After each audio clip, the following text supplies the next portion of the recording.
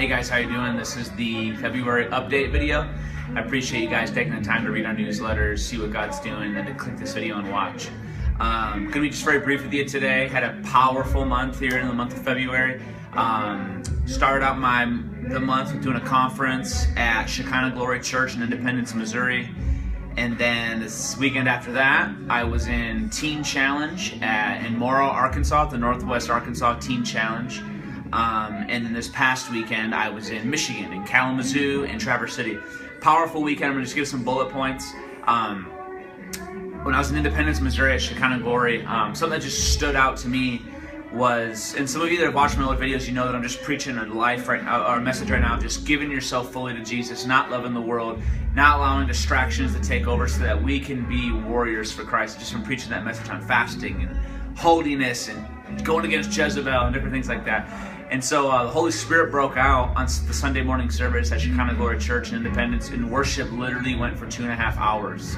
And the service didn't even end until like 3 o'clock. And so it was just so powerful. People were marked and touched and so impacted. And then Teen Challenge Arkansas the following weekend was absolutely amazing. Got to preach about 3 different times. And literally on the last night, every single young man in the entire program got saved except for 2 of them. They all came to the altar, gave their lives to Jesus. It was absolutely, I can't even describe to you the power of what happened. And then on the last day that I was there, we took some of the new believers out, like young guys in Teen Challenge that have been saved for not even like 2 months, some of them. We took them into the mall of their hometown in Fayetteville, Arkansas, to evangelize and share their new faith in Jesus.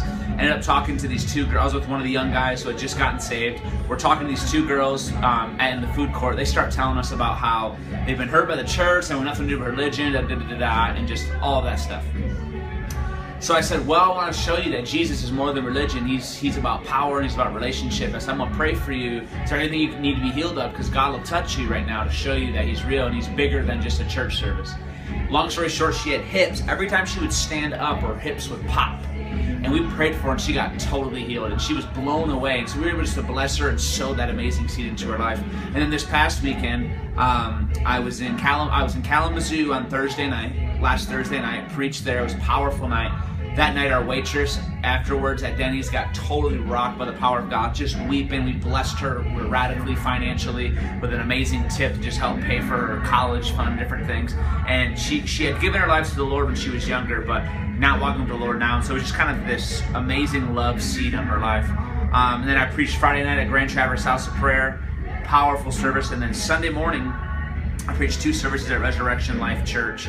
And it was just so amazing to see what God did. The ministry time after the second service was so powerful.